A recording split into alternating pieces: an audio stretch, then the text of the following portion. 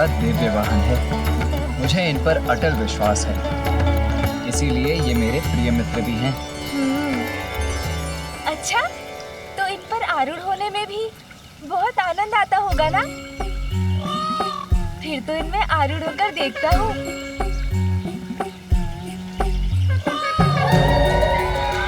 अरे अरे गजानन, ये क्या कर रहे हो? नीचे उतरो इसी क्षण। नहीं उतरूंगा। अरे संकट में पड़ जाओगे गजानन, मेरा वाहन तुमसे परिचित नहीं है। नीचे उतर जाओ, आ जाओ, आओ। मैं नहीं उतरूंगा भैया। मुझे तो बहुत आनंद आ रहा है। मयूर जी, उड़ान भरिए ना।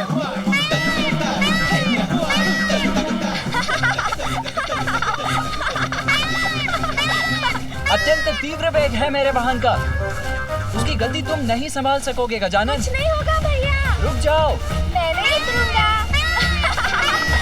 रुक जाओ गजानन। हाँ, इन पे आरूढ़ होकर मैं पूरे आकाश का भ्रमण करूंगा। बहुत आनंद आएगा। भैया, आप चिंता मत कीजिए, मुझे कुछ नहीं होगा। मुझे बहुत आनंद आ रहा है भैया। किंतु ये ऊंचाई क्यों नहीं पकड़ रहे?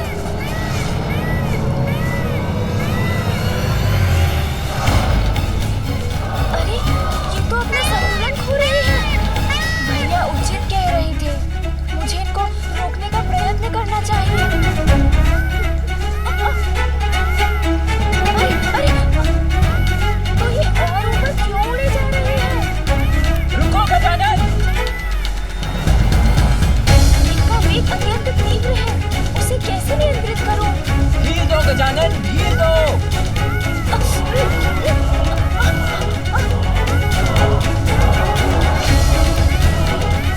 गजानन!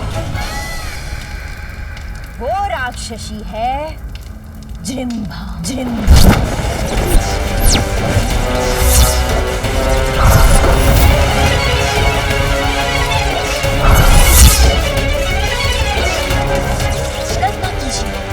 सोचिए असुर सम्राट, सोचिए। यदि उस काल को ढला है विष की एक बूंद उस बालक के उदर में पहुंच गई तो?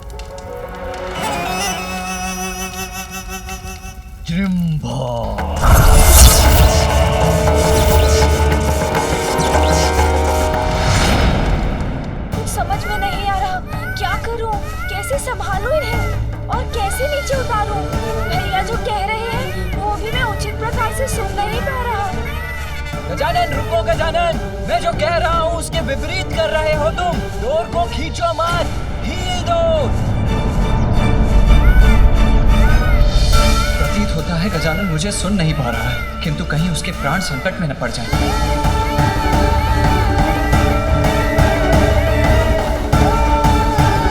अरे, सामने तो घाटी है।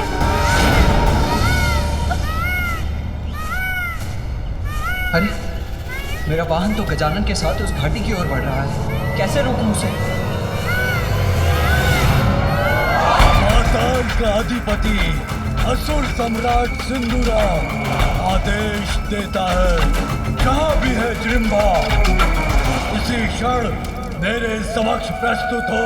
जहाँ भी है जिम्बा इसी क्षण मेरे समक्ष प्रस्तुत हो। इसी क्षण ये कैसी हलचल है? कौन है जो मेरी शांति भंग करने का दुस्साहस कर अपनी ही मृत्यु को ललकार रहा है? जहाँ भी है जिम्बा इसी क्षण मेरे समक्ष प्रस्तुत हो।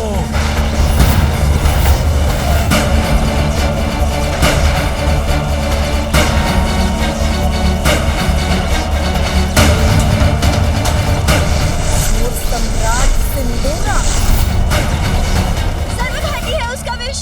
वो जहाँ जाती है वहाँ की वायु भी विषाक्त हो जाती है। आपकी मति भ्रष्ट हो गई है क्या असुर सम्राट, जो उसे यहाँ बुलाकर इतना बड़ा संकट मोल ले लिया आपने? शांत हो जाओ बुढ़िया, मेरा अंत नहीं कर सकता उसका विष।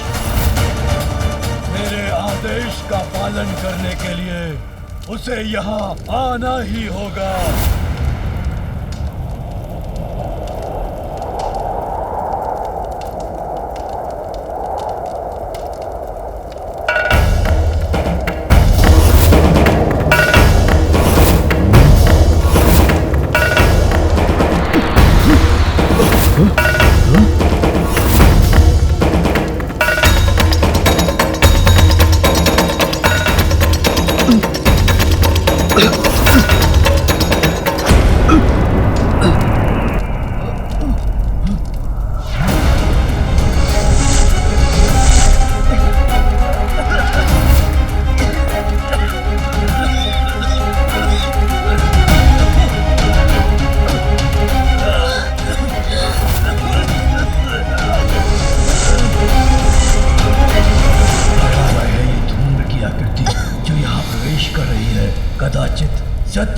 राधा बुढ़िया से निकाले।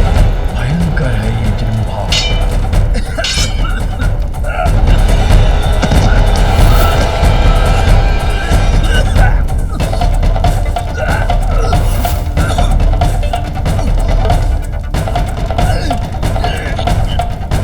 ऐसा मारक प्रभाव होगा जृंभा के विष का, इसकी कल्पना नहीं की थी मैंने आपको चेतावनी दी थी किंतु आपने नहीं सुनी। अब आप देख रहे हैं ना विष का प्रभाव।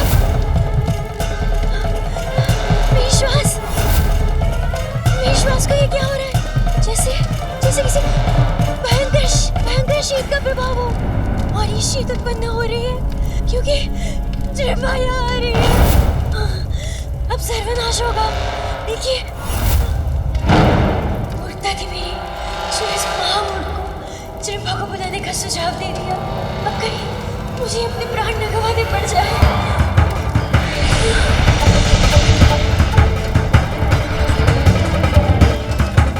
ये विशाल घूम उंगलियां तो मेरी ओर ही बढ़ रही है।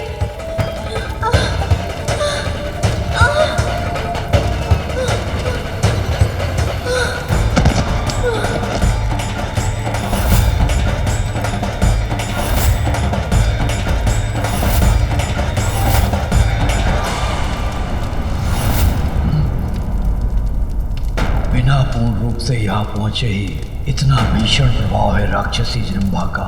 आश्चर्य है।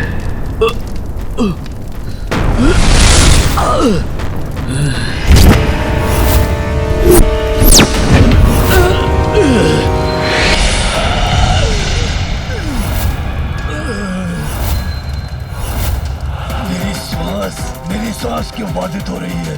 जृंभा करे प्रहार तो होता है संहार। मेरी शांति भंग करके मुझे यहाँ बुलाने का दुस्साहस क्यों किया तुमने? इसका तो संपूर्ण शरीर ही विषाक्त धूम्र के समान है।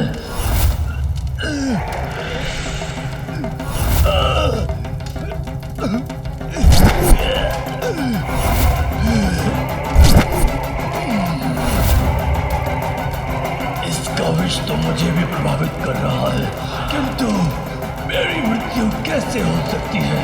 उस बालक के सिवाय कोई मेरा अंत नहीं कर सकता।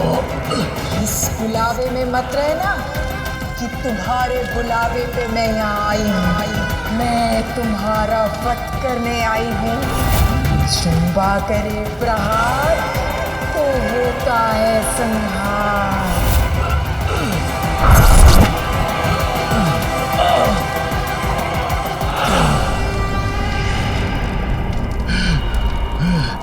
इसे आगे बढ़ने से रोकना होगा मुझे।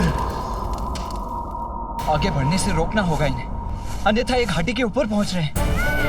इन मयूर जी पर तो मेरा कोई नियंत्रण ही नहीं बन रहा है, क्योंकि मैं बहुत ऊंचाई पर नहीं हूँ। अभी कूद जाऊं तो संभव है सुरक्षित रहूंगा।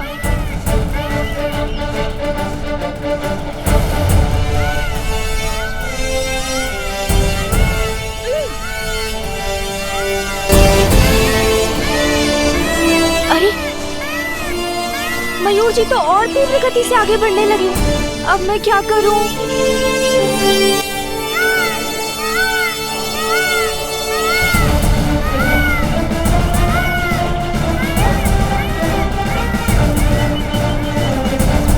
इसके बाद तो घाटी है, फिर तो उतरना असंभव हो जाएगा।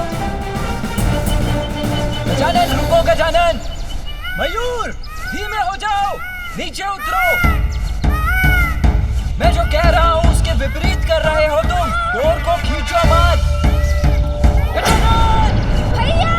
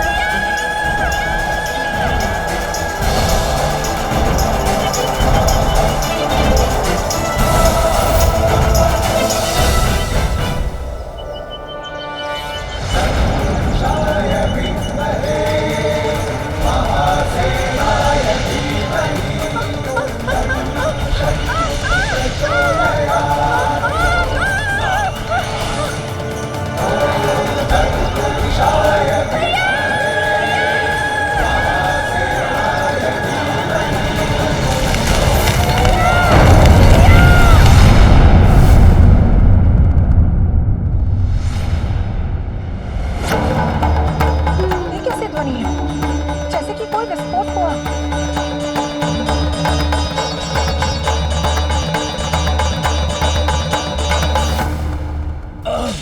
मेरी मेरी सांस क्यों अटक रही है? जिम्बा करे प्रहार तो होता है संहार, किंतु अब तक तो मैंने तुम पर विष का वार किया ही नहीं। दुष्टा जिम्रा, वश में तो मैं करूंगा तुम्हें। विष में अवश्य हो तुम, किंतु मेरी अपार शक्तियों से परिचित नहीं हो।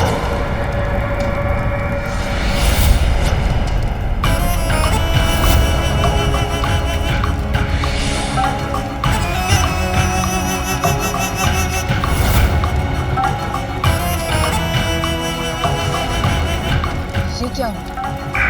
इसने तो स्वयं को सुरक्षित कर लिया।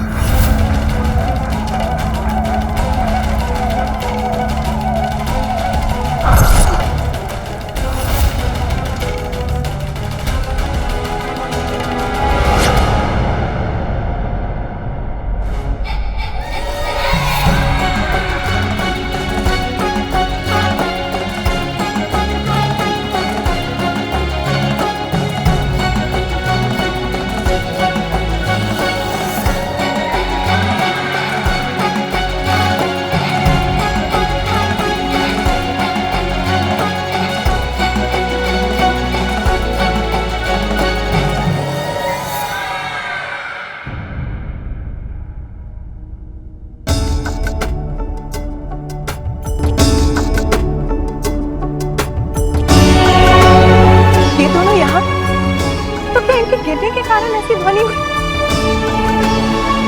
किंतु ये हुआ कैसे?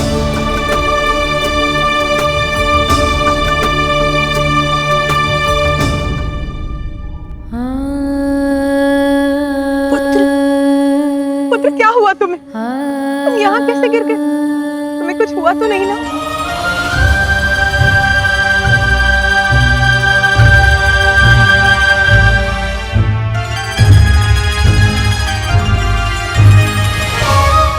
गिरा तो मैं भी हूँ, मैंने ही गजानन की रक्षा भी की है, किंतु माँ मुझसे नहीं उसी से पूछ रही हैं कि वो कुशल है कि नहीं। माँ, इसमें तो मेरा कोई दोष नहीं, भैया के कारण ही हुआ जो हुआ।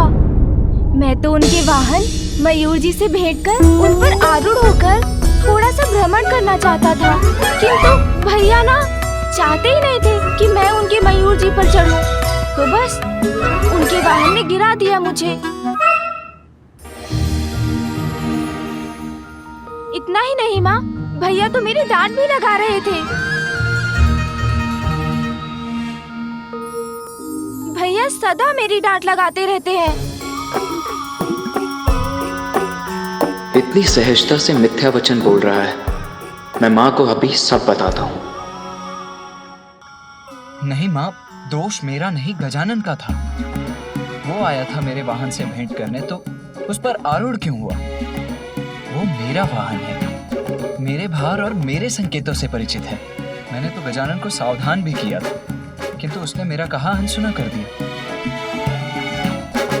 फिर वो गिरा तो मैंने उसे अपने ऊपर गिरने दिया, जिससे उसे कुछ ना हो। पुत्र कार्तिकेय, गजानन तो अभी बालक है और अनुभव तो नाव के समान, इसीलिए उसको समझाने का, उसका ध्यान रखने का दायित्व भी तुम्हारा ही है।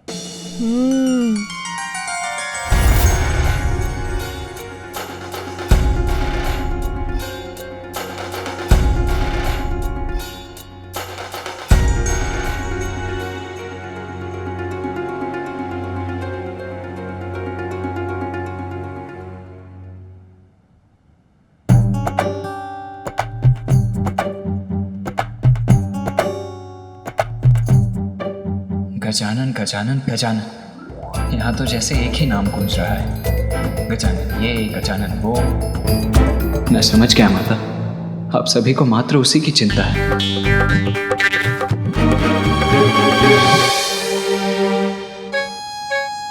पिताश्री, मैं आपका प्रथम पुत्र हूं ना? मेरा जन्म गजानन से पूर्व हुआ था, फिर भी आज आप सभी को मुझसे भी अधिक प्रिय गजानन क्यों हो गया? आप सभी को मात्र उसी की चिंता क्यों है पिताश्री? पुत्र, तुम्हें कदाचित ऐसा प्रतीत हो रहा है, किंतु सत्य तो यह है, माता पिता अपना संपूर्ण स्नेह अपनी सभी संतानों पर न्यौछावर करते हैं। उनके लिए उनकी सभी संतान एक समान ही होते हैं। अच्छा, अब ये सब छोड़ो, चलो भोजन तैयार है। हाँ हाँ, जाओ गजानन, माता के हाथों से भोजन प्राप्त करो।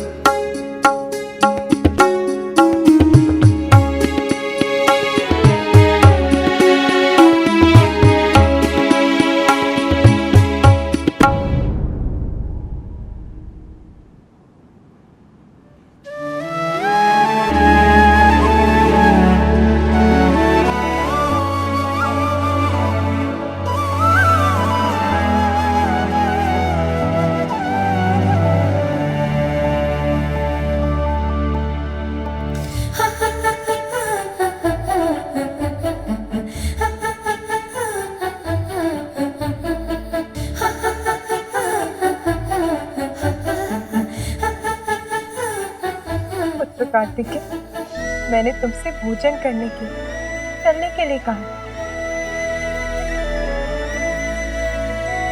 चलो।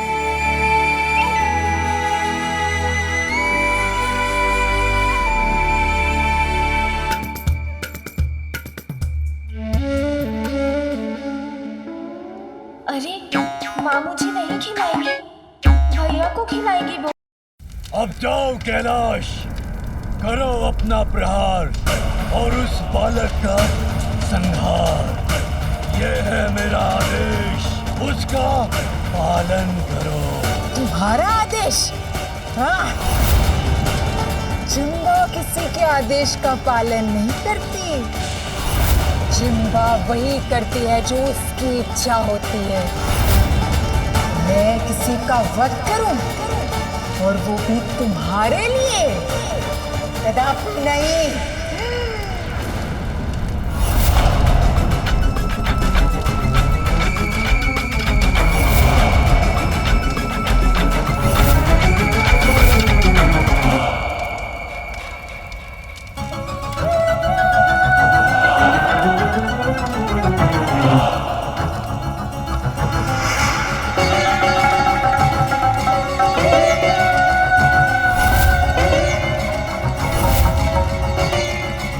असुर सम्राट हूँ मैं, पाताल का अधिपति हूँ। सभी असुरों द्वारा मेरे आदेश का पालन करना अनिवार्य है। मैं जो कहूँगा तुम्हें करना होगा। तुम्हारा स्वामी हूँ मैं। आप मेरे स्वामी हैं असुर सम्राट। जिम्बा करेगी प्रहार और आपके आदेश पर किसी का भी करेगी संहार। तो फिर मेरे आदेश का अविलंब पालन करो। जाओ कैलाश, वध करो उस गजमुख बालक गजानन का।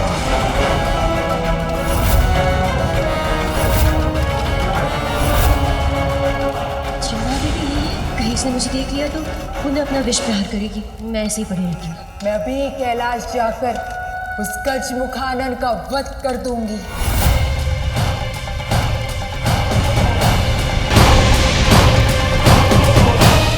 दुष्ट बालक, अब जिम्बा करेगी तुम्हारा भक्षण और कोई रक्षा नहीं कर सकेगा तुम्हारी।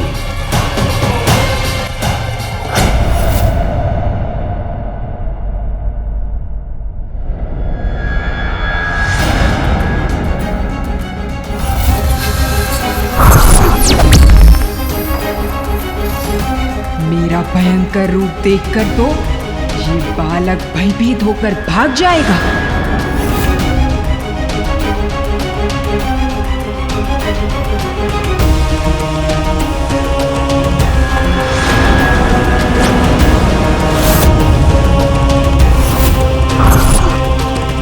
गजमुख बालक, तुम्हारे अपने ही तुम्हारी मृत्यु का कारण बनेंगे।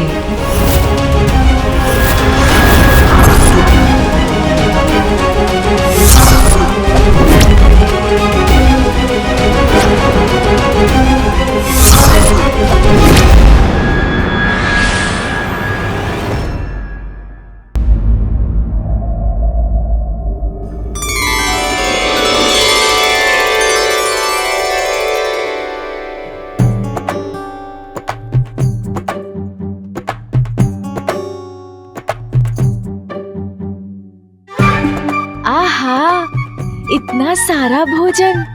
पुत्र, पूर्व में तुम्हें अपने हाथों से भोजन कराने का अवसर ही नहीं मिला। मैं तुम पर अपना स्नेह न्यौछावर कर पाती, उसके पूर्व ही तुम्हें जाना पड़ गया। किंतु आज मैंने तुम्हारे सभी प्रिय व्यंजन बनाए हैं और आज तुम्हें अपने हाथों से खिलाऊंगी। पुत्र कार्तिकेय, मुझे कुछ आवश्यक कार्य करने हैं। उस समय में तुम अपने अनुज गजानन का ध्यान रखना। मुझे क्षमा कर दीजिए माँ।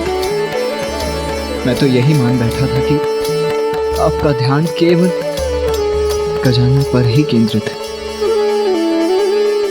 किंतु मैं तो ये कल्पना भी नहीं कर पाया कि आप इस समय यही थी, इस रसोई में मेरे लिए ये भांति भांति के व्यंजनों का भोज तैयार कर रही थी। कोई बात नहीं पुत्र, मुझे तनिक भी बुरा नहीं लगा, किंतु अब और बातें नहीं। आओ अब भोजन करो। मुझे तो माँ ने भोजन के लिए कहा ही नहीं।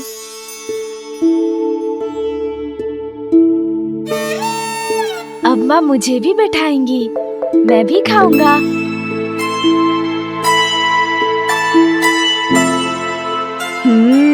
अवश्य ये भोजन मेरे लिए होगा। पुनः भैया को ही दे दिया। माँ कब कहेंगी मुझे भोजन के लिए? मैं तो कब से खड़ा हूँ, फिर भी माँ मुझे पूछ ही नहीं रही।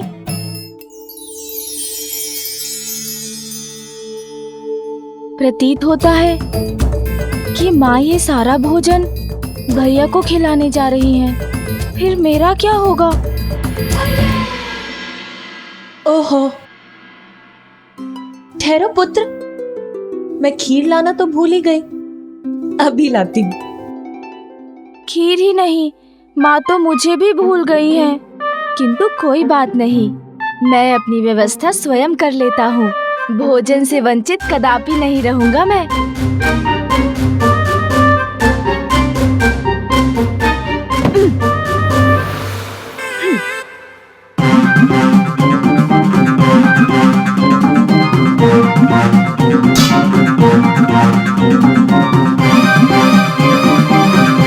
भैया, अब मैं भी आपके साथ भोजन करूंगा।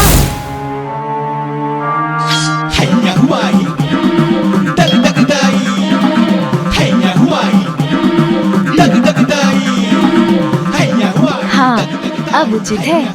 अब तो माँ को मुझे भी भोजन देना ही होगा। ये क्या कर रहा है गजानन? मुझे शांति से भोजन भी नहीं करने देगा क्या? भोजन तो आपके साथ मैं भी करूंगा भैया।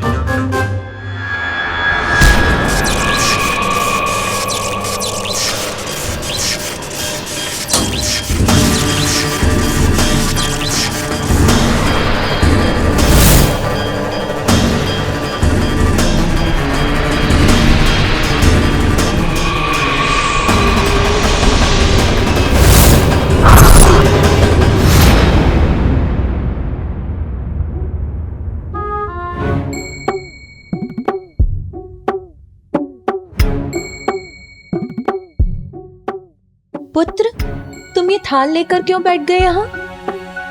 माँ, जैसे भैया भोजन करेंगे मैं भी तो करूँगा। ये सभी व्यंजन मुझे भी तो बहुत भाएंगे। हम दोनों भ्राता मिलकर भोजन करेंगे, कितना आनंद आएगा ना?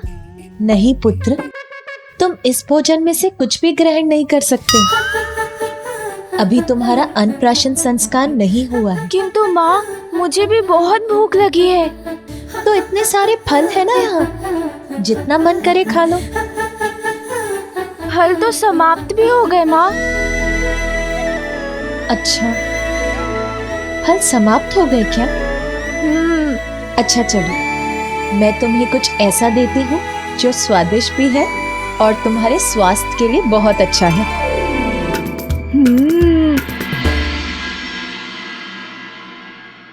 देखा भैया, माँ ने मात्र आपके लिए विशेष भोजन तैयार नहीं किया है, उन्होंने तो मेरे लिए भी कुछ बनाया है, स्वादिष्ट, जिसे केवल मैं ही खाऊंगा।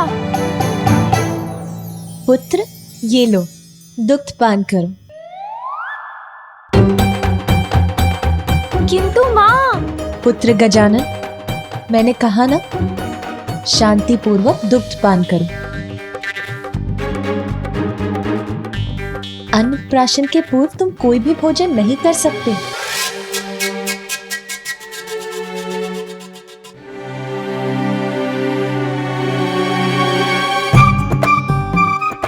कोई मुझसे स्नेह नहीं करता, सभी मात्र बड़े भैया से स्नेह करते हैं। मैं कौन हूँ? विशेष तो वो है ना, प्रथम पुत्र जो है माँ और पिताश्री के।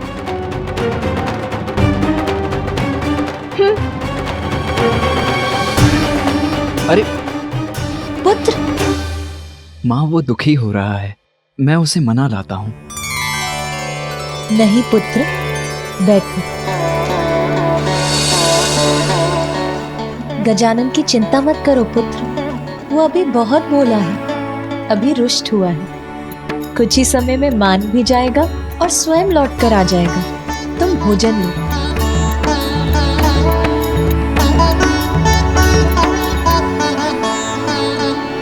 भैया को मिलेगा इतना स्वादिष्ट भोजन और मुझे बस इस स्वादीन दुग्ध से संतुष्ट रहना होगा।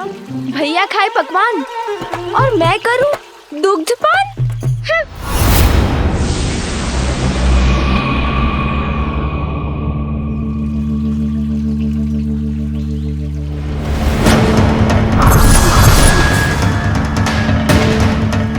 मेरा भयंकर रूप देखकर तो ये बालक भयभीत होकर भाग जाएगा।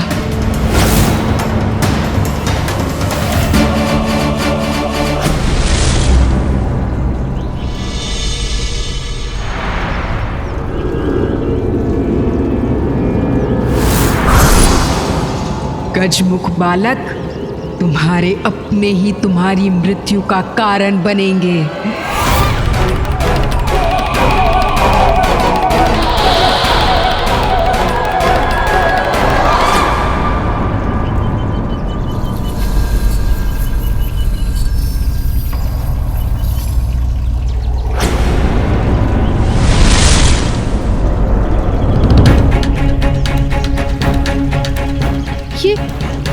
ये बालक कहाँ चला गया? इतने कम समय में कहाँ जा सकता है ये?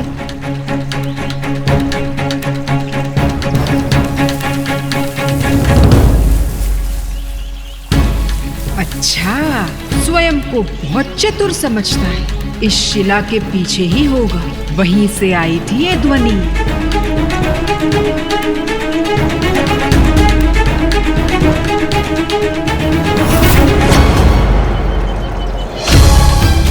ये बालक अदृश्य कहाँ हो गया?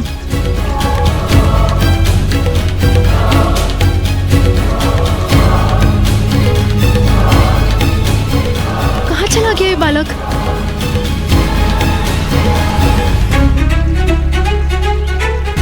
पकड़ लिया।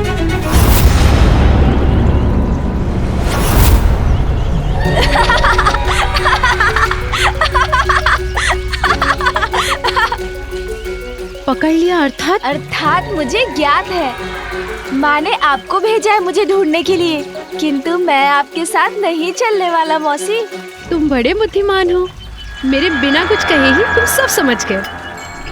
हाँ, तुम्हारी माता ने ही मुझे तुम्हें ढूंढने भेजा था। किंतु मुझे ये बताओ कि तुम यहाँ क्यों आए, और वो भी अकेले? जैसे आपको कुछ ज्ञात ही नहीं मौसी। माँ ने मुझे भोजन देने से मना कर दिया। इतने स्वादिष्ट व्यंजन पकाए थे, किंतु मात्र भैया के लिए मुझे कुछ नहीं दिया, और मुझे तो इतनी भूख लगी है। अच्छा पुत्र, अपने नेत्र तो बंद करो। मुझे भूख लग रही है, मैं कह रहा हूँ ना। माँ ने मुझे बहलाने, मेरे साथ क्रीड़ा करने के लिए आपको यहाँ भेज दिया। अपनी मौसी का कहा भी नहीं मानोगे? चलो पुत्र, नेत्र बंद करो।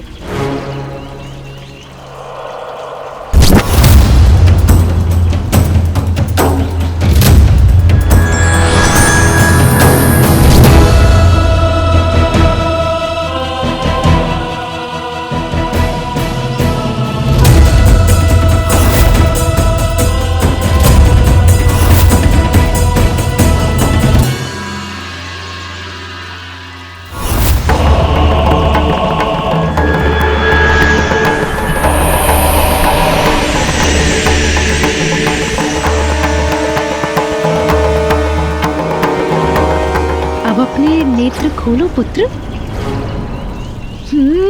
भोजन।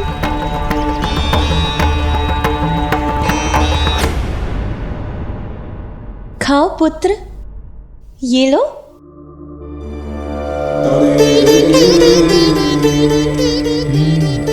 अत्यंत स्वादिष्ट भोजन है माँ।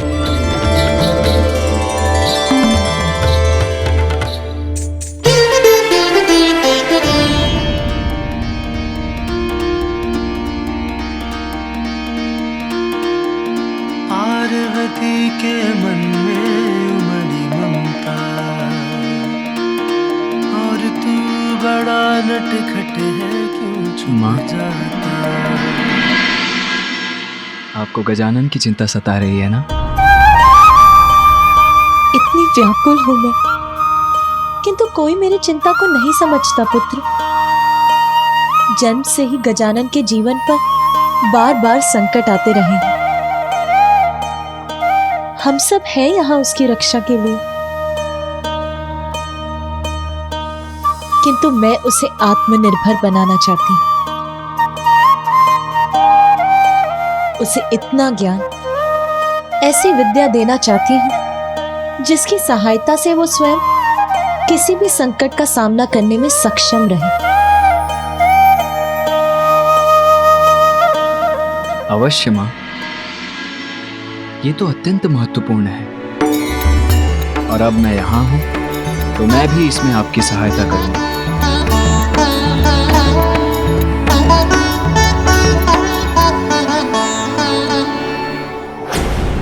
ये लो, ये खा लो।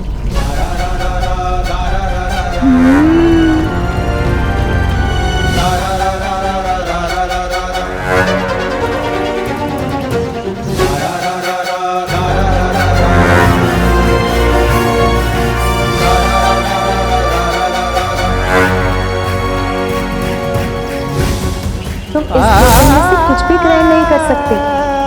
अभी तुम्हारा अन्नप्राशन संस्कार नहीं हुआ है। माँ ने मना किया है, फिर ये कैसे खा सकता हूँ मैं? अनुचित है ये क्या कर रही हैं आप? क्या इसे ज्ञात हो गया है कि मैंने इसके भोजन में विष घोल दिया है? आपका दिया हुआ ये भोजन कदापि नहीं खा सकता मैं, और कारण तो आपको भी ज्ञात है। मेरा अन्नप्राशन संस्कार अभी नहीं हुआ है। मैं तो मात्र अभी इस दुग्ध का पान कर सकता हूँ जो मुझे मेरी माँ ने दिया है। मैं तो मात्र अभी इस दुग्ध का पान कर सकता हूँ जो मुझे मेरी माँ ने दिया है, किंतु मुझे तो दुग्ध तनिक भी नहीं भाता। बस इतनी सी बात।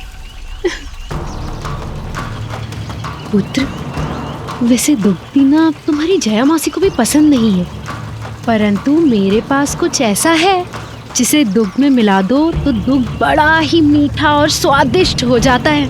फिर इसे पीने में बड़ा ही आनंद आता है। मीठा और स्वादिष्ट?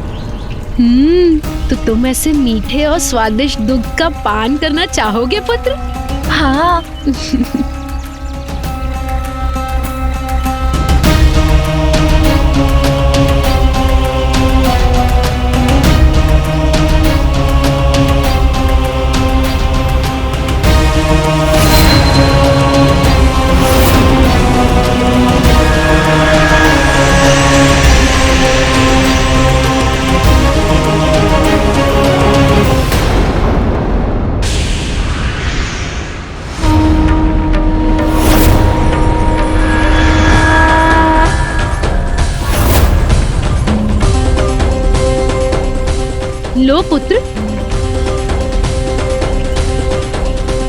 ये और मीठा और स्वादिष्ट हो गया है। अब तुम इसका पान कर सकते हो। लो।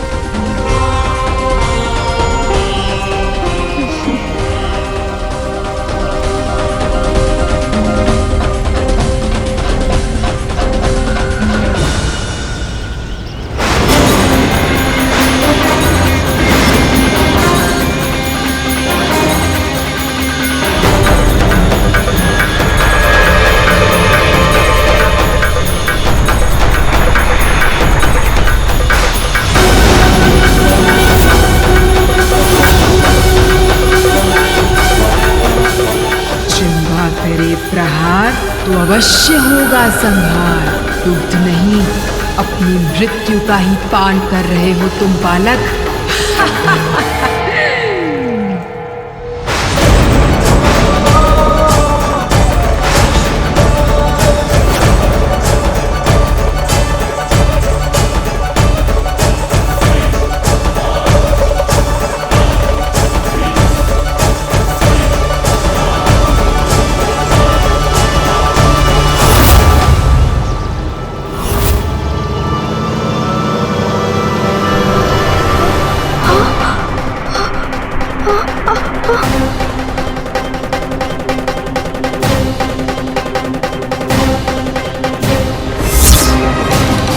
ये क्या? मेरा शरीर नीला क्यों पड़ रहा है जया मौसी? क्योंकि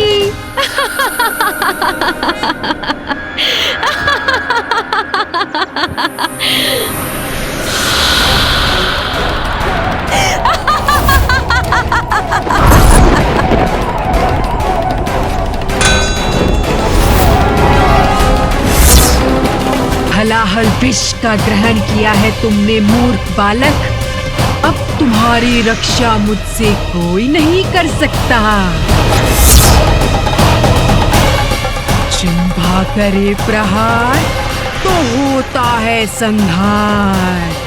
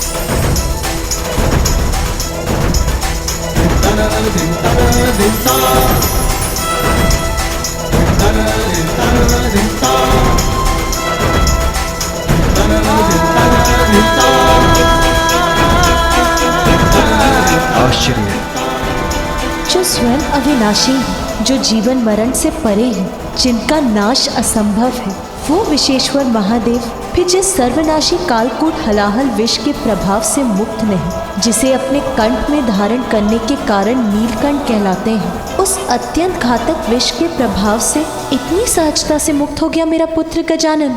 आश्चर्य।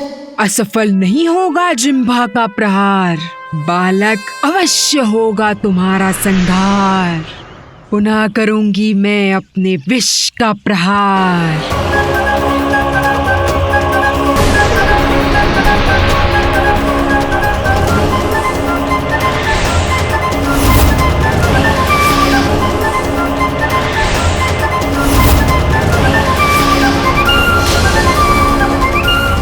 मुक्ति नहीं पाओगे तुम मेरी प्रचंड शक्ति से। दोनों हाथों से दबाऊंगी तुम्हारा कंठ और करूंगी तुम्हारा अंत। इस राक्षसी रूपी संकट से अभी मुक्त नहीं हुआ है गजानन। तुम्हारा काल विकराल रूप धर के तुम्हारे समक्ष खड़ा है मूर्ख बालक।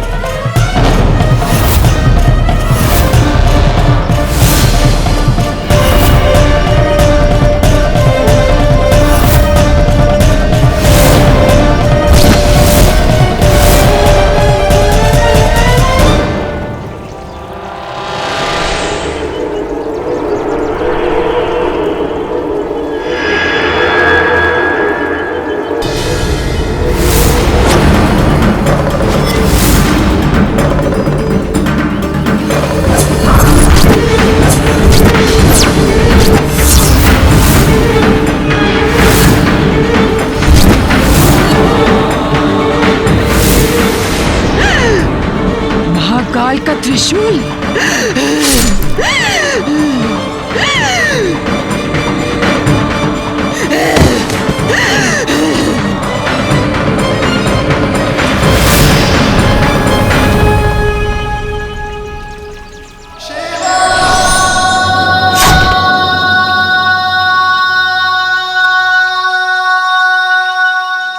अंत हो गया इस दुष्ट का, किंतु इस घटना से एक प्रश्न उत्पन्न हुआ है मेरे मन में। किस दिव्य शक्ति का रूप है मेरे पुत्र गजानन का जीवन, और क्या है उसके जन्म का प्रयोजन?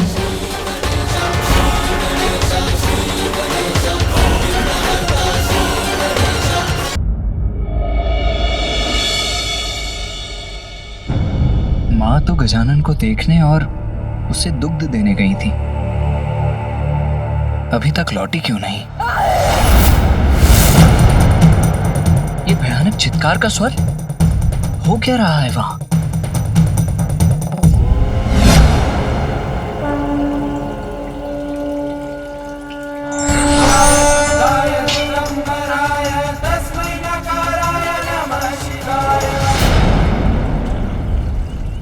अंत हो गया इस दुष्ट का, किंतु इस घटना से एक प्रश्न उत्पन्न हुआ है मेरे मन में। किस दिव्य शक्ति का रूप है मेरे पुत्र गजानन का जीवन, और क्या है उसके जन्म का प्रयोजन? पिताश्री ने उचित समय पर रक्षित कर लिया मुझे।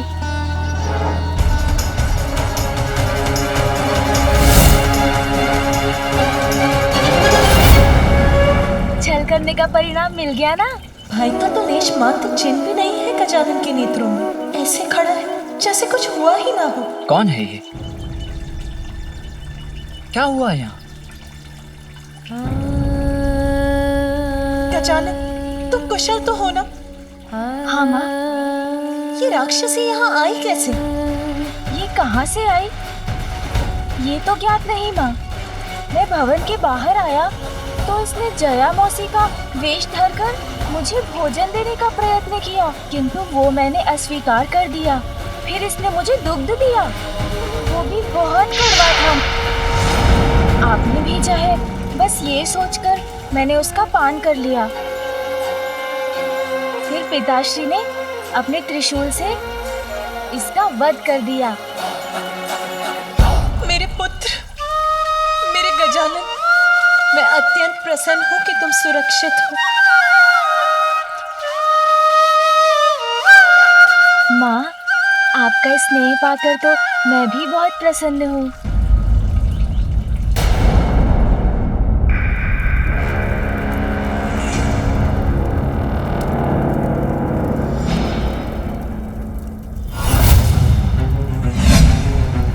और प्रतीक्षा नहीं कर सकता मैं।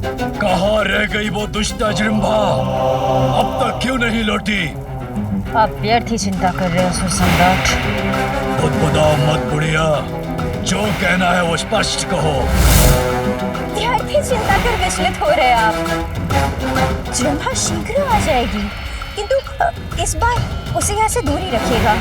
उसे यहाँ से भेज दीजिएगा, अन्यथा पुनः उसके विष का दुष्प्रभाव होगा मुझ पर।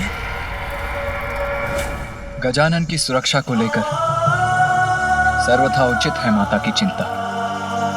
पिताश्री, ये आसुरी शक्तियां बार बार भिन्न भिन्न रूप लेकर गजानन को आहत करने का प्रयत्न कर रही हैं। वो अपनी सुरक्षा स्वयं कर सके, हमें उसे इस योग्य बनाना होगा।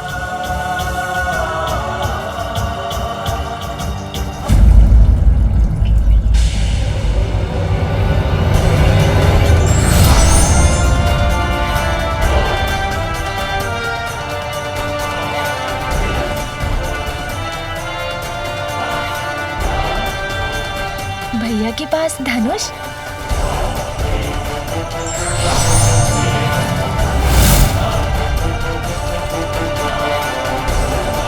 चेतावनी है मेरी ये धनुष की टंकार। वो शत्रु जिसने इस राक्षसी को यहाँ भेजा है, वो सावधान हो जाए।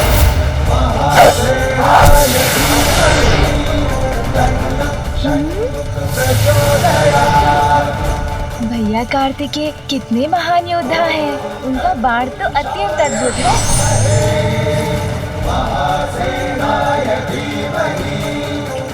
अद्भुत भैया, अद्भुत।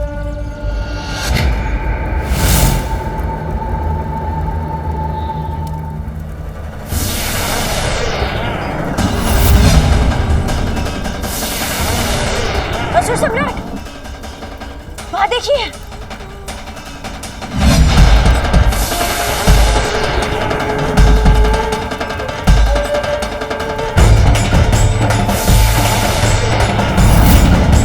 किसका बाण है ये? मेरी ओर क्यों बढ़ रहा है ये?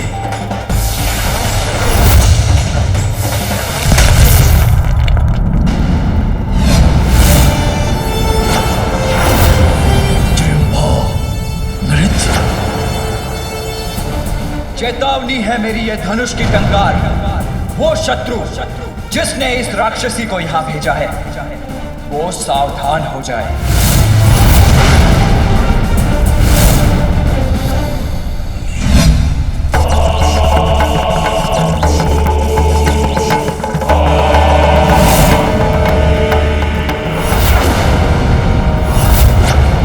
कालकूट हलाहल विषधारिणी जृंभा की ये दुर्दशा।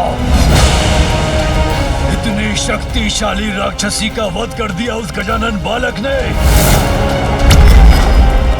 त्रिदेव भी सुरक्षित नहीं है इसके कालकूट हलाहल विष से, यही कहा था ना? तो एक बालक ने कैसे सह लिया इसका विष? वध कैसे कर दिया इसका? अंत करेगा वो मेरा, यही कहा था ब्रह्मदेव ने। सत्य हो जाएगा उनका वचन यदि मैंने स्वयं उसका अंत कर उसे नहीं रोका।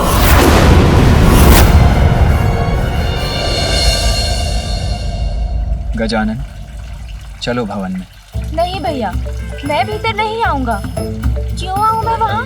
ये देखे कि माँ आपको अकेले अकेले इतना स्वादिष्ट भोजन खिला रही है और मुझे माँ मात्र दुग्ध दे रही है।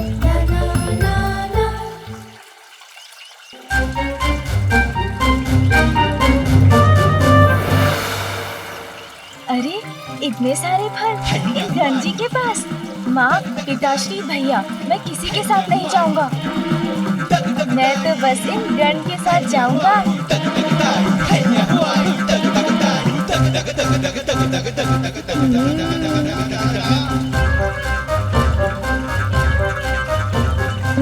अब तो ये फल मेरे होंगे। रुकिए, मैं भी चल रहा हूँ आपके साथ। अरे गजानन, रुको तो। प्रत्यक्ष में तो ये मात्र एक बालक है, मेरा पुत्र। बाल सुलभ क्रीड़ाएं कर हमें लुभाता है, किंतु जो प्रत्यक्ष दिखाई दे रहा है उसके परोक्ष में क्या है?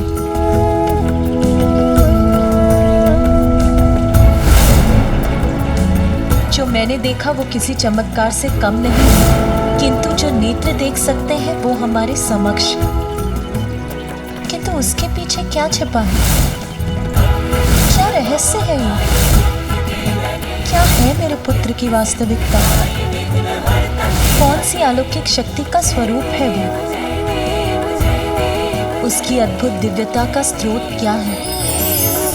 अपने पुत्र के दिव्यता को लेकर अचंभित है देवी पार्वती।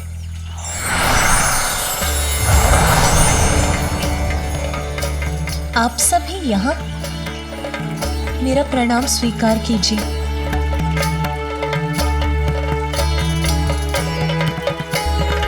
देवी पार्वती, असाधारण है आपका पुत्र गजानन, जिसकी रक्षा के लिए आप चिंतित हैं।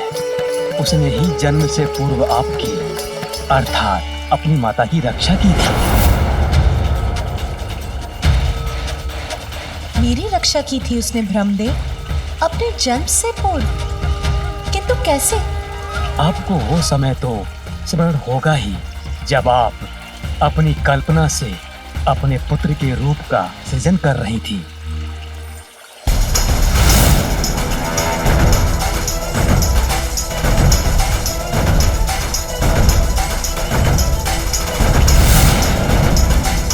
तब एक अत्यंत शक्तिशाली असुर ने आपके पुत्र देव सेनापति कुमार कार्तिकेय को पराजित करने के उद्देश्य से कैलाश में प्रवेश किया था।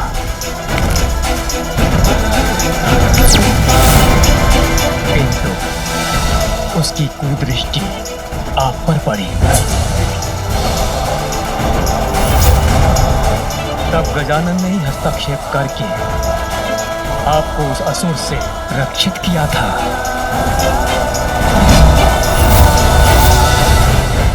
गजानन की अनुपम अद्भुत दिव्यता का अनुभव तो मुझे भी हुआ था देवी पार्वती, जब मैंने उसके लालाजल अमृत देखा। जब ब्रह्मलोक में उसका आगमन हुआ था तो उसने अपनी दिव्यता से मुझे भी अभिभूत किया था। पार्वती नंदन तो स्वयं ओमकार स्वरूप हैं, जिन्होंने अपनी माता जगत जननी की रक्षा अपने जन्म से पूर्व ही की थी, जो स्वयं ओमकार स्वरूप हैं, जिनके उदर में लाला जल अमृत स्थित है। आपका वो पुत्र साधारण बालक कैसे हो सकता है देवी पार्वती? आप सभी ने गजानन की दिव्यता का अनुभव किया है। वो ओंकार स्वरूप है।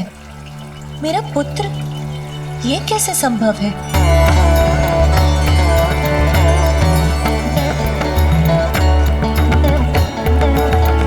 शंका की छाया को मिटाकर सत्य की ज्योति को देखिए, तो आपको स्वयं उसका परिचय प्राप्त होगा। आपका पुत्र गजानन ही ओमकार स्वरूप परम शक्ति परब्रह्म महागणपति है।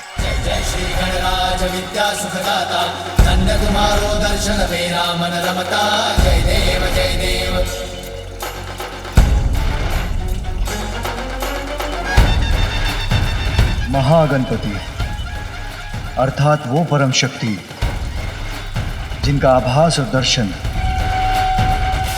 हम त्रिदेवों को सतयुग से भी पूर्व इस सृष्टि के प्रारंभ में हुआ था। ये वो समय था जब पूर्व में स्थित सृष्टि का अंत हो रहा था।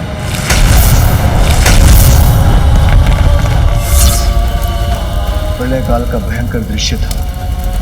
जल और वायु के उत्पात से संसार का संहार हो रहा था।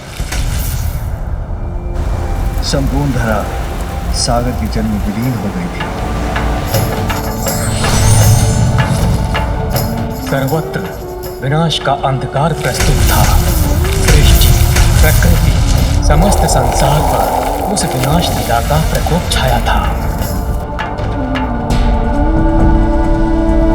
समस्त ब्रह्मांड नष्ट हो रहा था।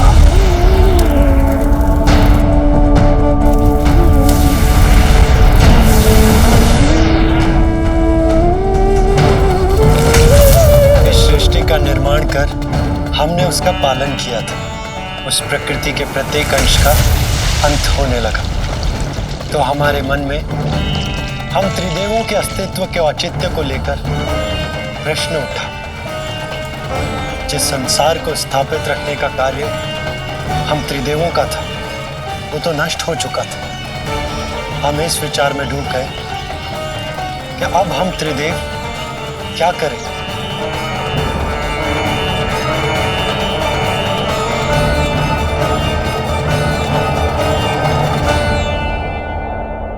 इस समस्या का समाधान तो हमें गहन तप से ही प्राप्त होगा, और हम तीनों तप करने पाताल लोक चले गए।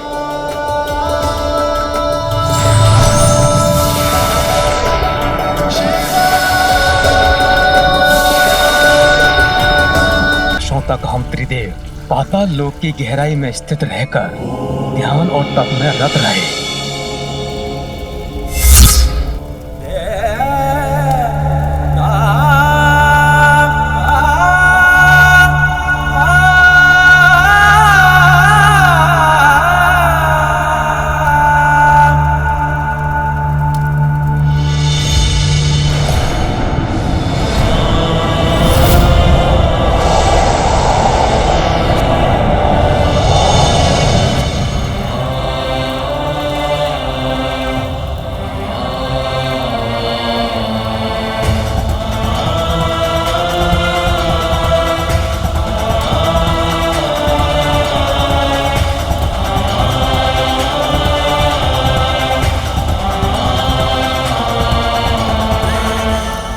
जब उस घोर तपस्या का कोई भी फल ना निकला, कोई समाधान हमारे समक्ष प्रस्तुत नहीं हुआ, तब हमने पाताल लोक से बाहर आने का निर्णय लिया। पाताल लोक से लौटने पर हमने देखा सृष्टि को अपने भीतर समाहित करने वाला जल नीचे उतर चुका था। जल का वेग अवश्य शांत हुआ था, किंतु तब भी कुछ दिखाई नहीं देता था। थल अब भी जल में ही डूबा था।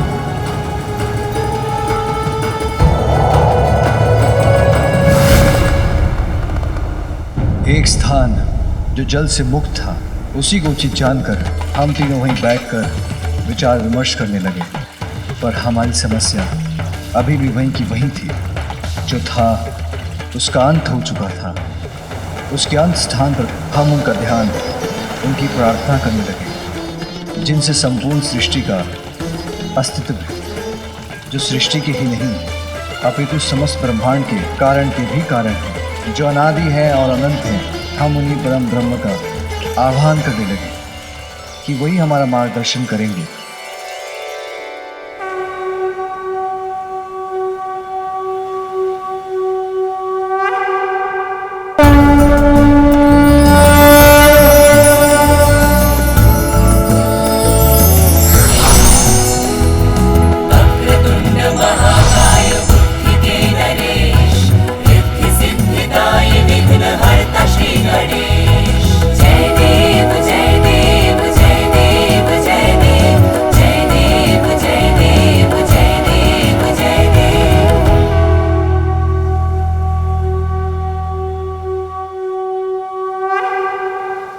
वो महाशक्ति मैं ही हूँ जिससे संपूर्ण ब्रह्मांड का जन्म होता है।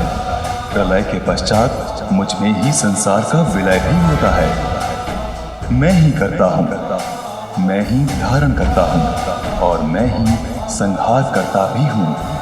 मैं ही विश्व रूप ब्रह्म हूँ। मैं ही साक्षात नित्य आत्मा हूँ। सत्व, रज, तम तीनों गुणों से परे, स्थूल, सूक्ष्म और कारण तीनों देहों से परे, भूत, भविष्य, वर्तमान तीनों कालों से परे। मैं ही प्रणव हूँ, मैं ही ओंकार हूँ, जो समस्त मंत्रों का बीज मंत्र है। सभी वेद मुझसे। अखिलेश नमो नमः कारण कारणाय, नमो नमो वेद विदाम दृश्य, नमो नमः सर्ववर प्रदाय।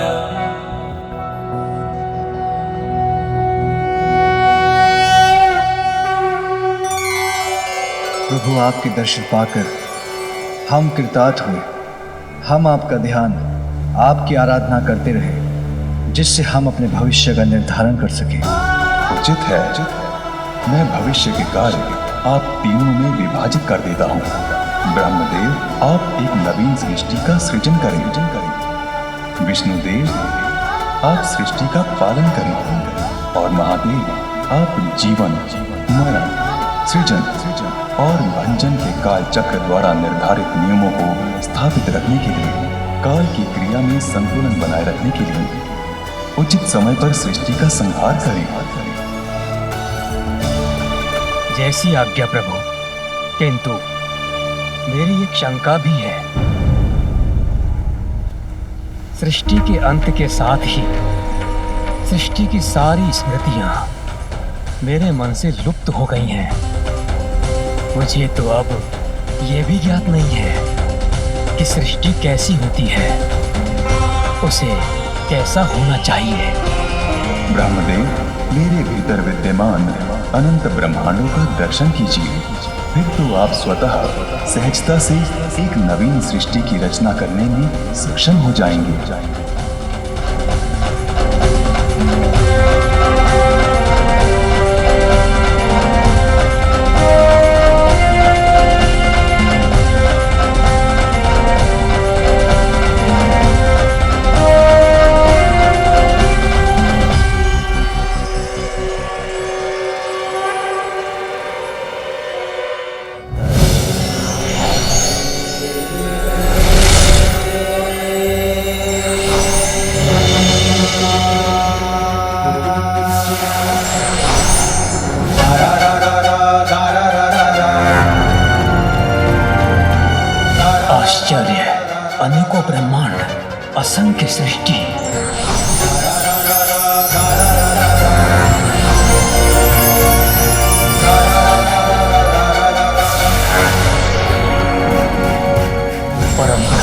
परमेश्वर के भीतर ये असंख्य रचनाएं रचना के भिन्न भिन्न पड़ावों पर हैं। कहीं नवीन सृष्टि का सृजन हो रहा है तो कहीं प्रलय से किसी सृष्टि का अंत। कोई सृष्टि अपने प्रारंभ में नवीन ऊर्जा से सज्जित है तो कोई अपने अंत के निकट है। धन्य है प्रभु, धन्य है आपकी महिमा।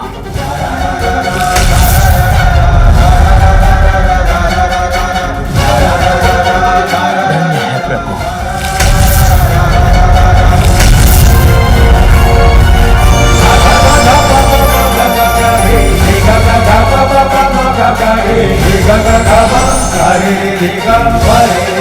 ब्रह्मदेव, अब तो आपको सृष्टि के समस्त रहस्य ज्ञात हो गए होंगे। हाँ प्रभु, आपकी कृपा से अब सब स्पष्ट है। हमें अपने दिव्य दर्शन देकर दिशा निर्देश देने के लिए आपको कोटि कोटि धन्यवाद प्रभु।